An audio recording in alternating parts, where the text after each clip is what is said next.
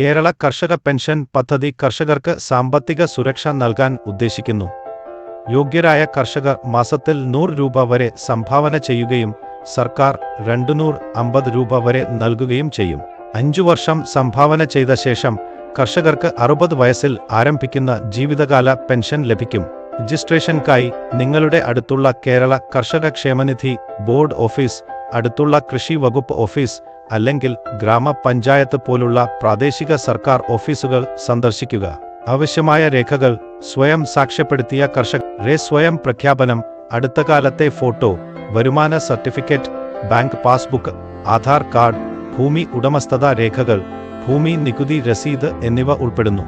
ഓർക്കുക, എല്ലാ ഫോമുകളും ഭൂമി ഉടമസ്ഥനായ രജിസ്റ്റർ ചെയ്ത കർഷകന്റെ പേരിൽ പൂർത്തിയാക്കണം. ഈ പദ്ധതി അപേക്ഷിക്കാൻ ആഗ്രഹിക്കുന്നുവെന്ന് പറയുക, അവർ നിങ്ങളെ വഴി നടത്തും. ആപ്പിലെ ആവശ്യമായ രേഖകൾ ടാബിൽ ഈ രേഖകൾ കണ്ടെത്താനും കഴിയും. ഇവിടെ ഡൗൺലോഡ് ഫോം ബട്ടൺ ക്ലിക്ക് ചെയ്ത് PDF പ്രിന്റ് ചെയ്ത് പൂരിപ്പിച്ച് ബന്ധപ്പെട്ട വകുപ്പിൽ സമർപ്പിക്കുക.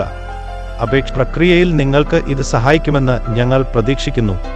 നിങ്ങളുടെ സമയം നന്ദി.